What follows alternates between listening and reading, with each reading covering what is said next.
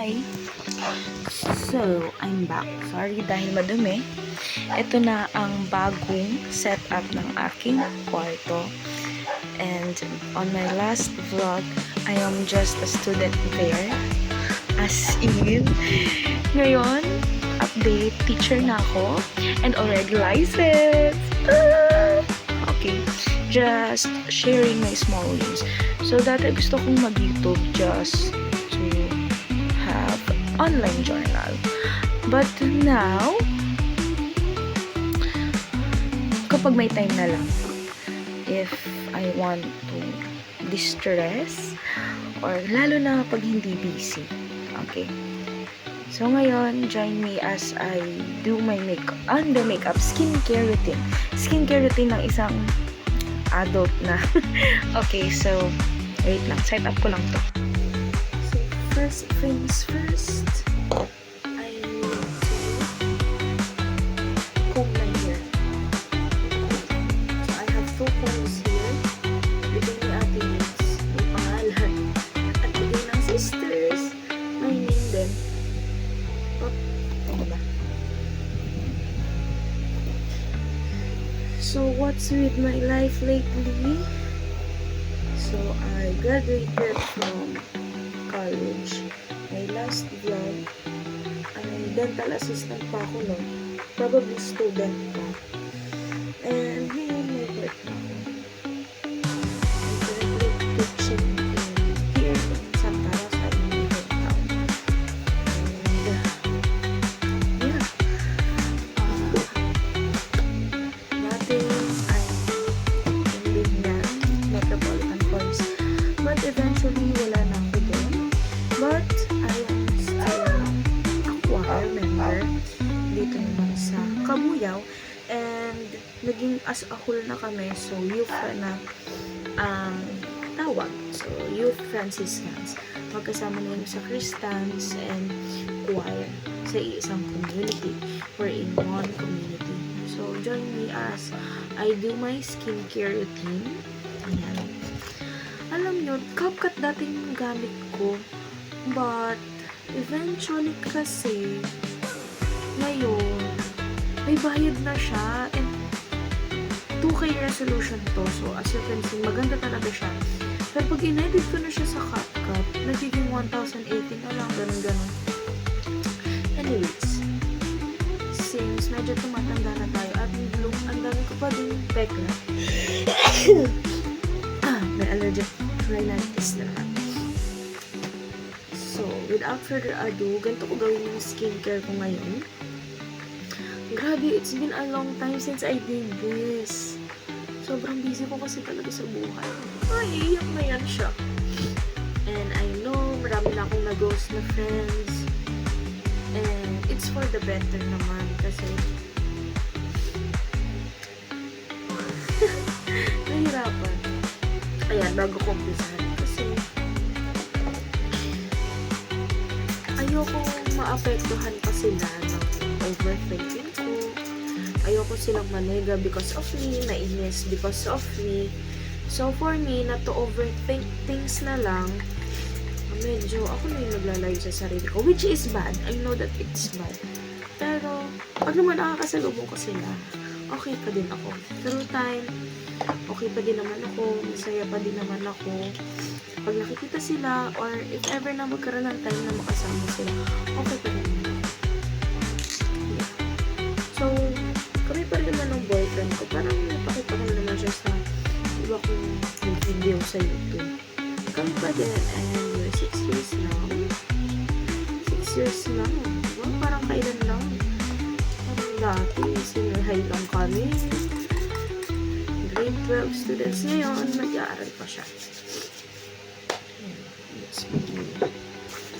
So, ang una ko is Eskimo. Naligo na ako. Sadyang nag-Facebook lang ako nung nag-Facebook kasi nga wala lang. Bakasyon ko kasi ngayon. So, Eskimo lang cleanser ko. I also use toner. And then, after that, so, hindi ako expert ha. Ito lang yung pagkakasunod-sunod ng skincare ko. Alam ko. So, ito siya. Why moisturizer muna after ng dalawa, and then after moisturizing, I put my Everwhite Niacinamide. I don't know kung dapat ito yung una, pero okay lang. And then lastly is my night cream. Holy grail ko to ngayon. Kagabi hindi ako nakapagano, pero grabe, parang ang plump-plump ng skin ko kapag gamit ko to. Sorry, medyo naaano ko dun sa camera o sa salamin. Kasi, kita ko yung sarili ko sa salamin. So, whatever. Okay, let's start. I'm cheche-bureche. Wala namang manunood nito. I'm just doing this because it is something that I kinda love to do. And it kinda boosts my confidence. So, sa electric fan. Ang aircon kasi nandun sa kabila. Eventually, makakabili din ako ng sarili ko. Pero, yeah. As of now, hindi ko pa kaya. Sana lang mag-succeed ako sa mga ginagawa ko sa buhay. Para rin hindi na ako masyadong nahirapan na mag-contribute dun sa pag-aaral ng sister ko. Kasi, nagko-contribute din ako sa tuition niya kapag pasukan na. Contribute ako doon. And nung nakapag-contribute naman ako, nasali ako ng pahaluwagan para makakontribute.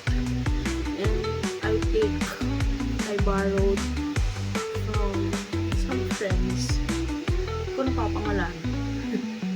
Pero binabayaran ko naman yun agad ng tama. So, yun, nagki-cleanse ako. Grabe, nasa bahay lang ako. Pero, yun naman. Kung ano. And, ngayon kasi, hindi ako masyadong natutulog dyan sa kama ko. Kasi dahil, sobrang init. Pag humiga ka, ang init ng pakiramdam ng kama. Para kang nasa oven. I don't want to be cringe. Kaya, ganda-ganda na. Sa TikTok, nagla-live ako. Nag-TikTok live ako minsan. Pero, lahat ng audiences ko ay students ko din. Well, pupils kasi they're from grades 4 to 6. So, nanonood. Yung iba grade 7 na, grade 8 pa. Grade 8 na yung iba. Grabe. Pero nakakamiss din yung mga students. Pero mahihirapan ako i-let go sila. Then after that, cleanser ay ito namang toner. So tatabi ko na tong cleanser. Toner naman, alam niyo ba, pangarap ko, tagal ko ng pangarap na magkaroon ng ganito, yung vanity. Ano ba? Vanity ba tawag dito? Na magkaroon ng vanity ba to or dresser? Yan, na ganito, makakaupo ako, may malaking salamin na, kita ko yung sarili ko. Pag gusto kong mag-makeup dito sa kwarto ko, I can do freely na, mag-iilaw na lang ako and all, kayang-kaya ko na gawin dito. Grabe. Ay, tulo si Bon. I'm sorry.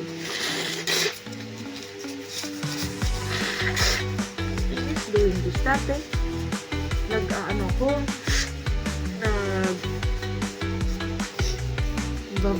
ako. Dun lang sa tapat ng ko. Yan. Ng kama ko, ilalagay ko lang yung phone ko sa sa mga dents ng ko, cabinet. Ngayon, meron ako sariling lamesa. Yun lang.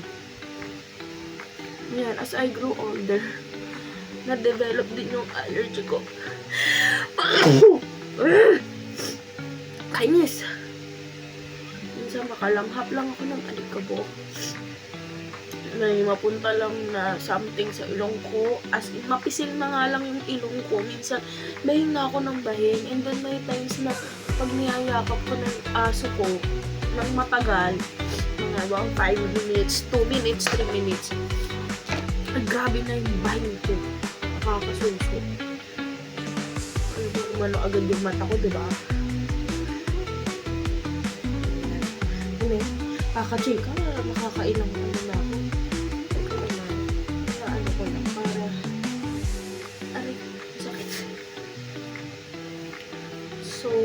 favorite kong pangsuklay ngayon ay yung mga malalaking brush. And then, ito, kapag gusto ko yung makuha lahat ng hair or yung ganito, pag mag-iipit. Pero pag normal na suklay, lalo pag nagmamadali na, itong ganito. Hindi ko makita yung malaki ko nito. May malaki ako nito eh. So, yan. Sisinga na naman. Ito lang.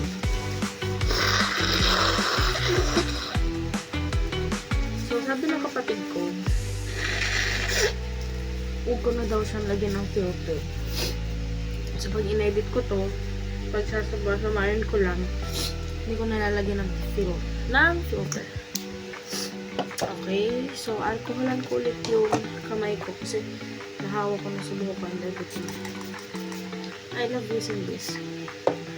This spray. Okay, after that, ilalagay na natin ng moisturizer. Kasi sabi nila, maganda din daw ang moisturizer sa gabi. Pero sabi ko, use daily. And I'm using this day and night. And ang gamit kong facial washes, ito din, eye white din. And this variant also. Ito siya. Tada! Bumalik ako sa gamit ko nung high school ako kasi wala lang, gusto ko na ulit pumuti yung balat ko. Bumalik siya sa dati kasi simula nung pandemic na nagkaroon ako ng problema with my ovaries. Hindi na siya bumalik sa dati. Like, hindi na siya totally bumalik. Ang dami pang take-up. After that, I will put my eye white. Paubos na siya. Eye white tuloy. Ever white. Paubos na to. Yeah. Dapat to every night. Kaso kagabi, tinatamad ang ating, oh. Diyos ko, pati ba naman skincare, kinatamaran na. Ngayon, as matipid pa din, since it's vacation, bakasyon din naman, mas matipid, sasaidin natin yan, diba? Meron pa yun eh. Hindi lang nasasaid ng gusto. Ito yung una kong pack na binili, and mukhang maganda siya kasi yung mga anong gamit ko nung nakaraan, I can see naman yung effects niya sa skin. Parang, oh my god, parang nami-minimize niya ng onte yung pores ko. And maganda naman siya.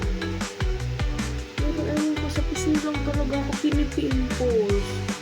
As in, ngayon, tsaka dito sa kuya. Ayan. And then, after that is yung ating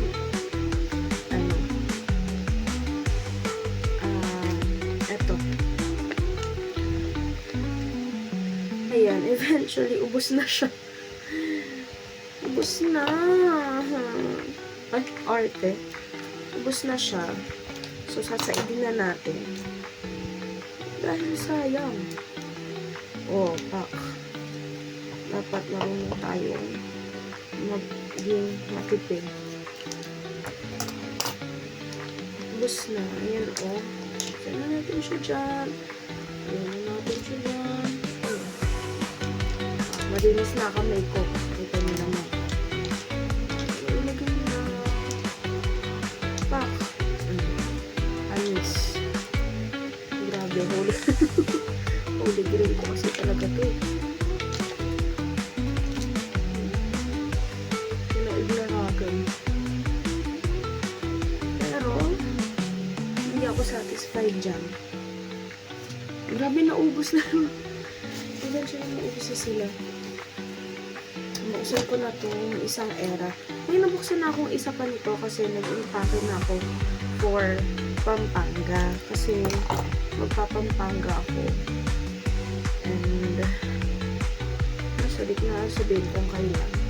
Pero magpapampanga kasi ako with because of the youth national gathering ng mga Franciscan youths. Yeah. And syempre mga skincare ko inano ko kasi as possible gusto ko mag skincare doon. Gawa ng hindi ako mag breakouts na gusto. Diyos ko, ilang araw din yun. 4. Right. Kailangan maganda pa rin tayo. Pero plano ko nung gumising ng sobrang aga para makaligo. Diba? Tingnan nyo. Tingnan nyo guys.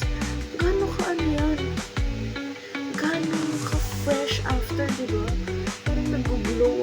Nag-glow. Parang nag-glow. Pero since may mga pinapatuyo akong pimples right now, I will use this one, the Bioderm. Again, alcohol ulit. Kailangan natin gamitin yung Bioderm. Kasi, gawa ng gusto kong matanggal to. Yun naman, kita niyo ba? Yun o. Sorry, medyo against the light ako. Ano mag-focus? Lagyan natin. So, ito siya. Grabe to dahil. Nalagyan ko naman. Pinapatuyo ko. Nadagdag. Tsaka naman umano yung isa.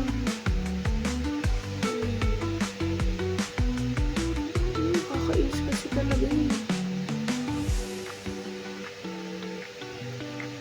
Topical ointment.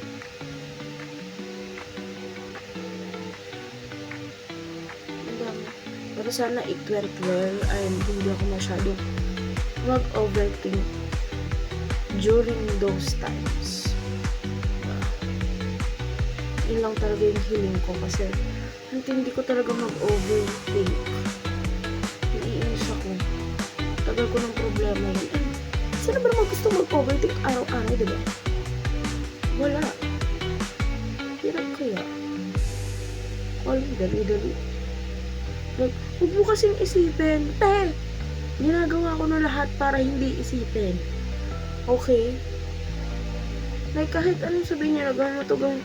Ang hirap. But I'm trying. At least I'm trying. Ginagawa ko siya.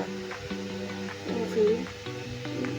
Ginagawa ko. Sadyang, ayun pa din eh. Meron at meron pa din.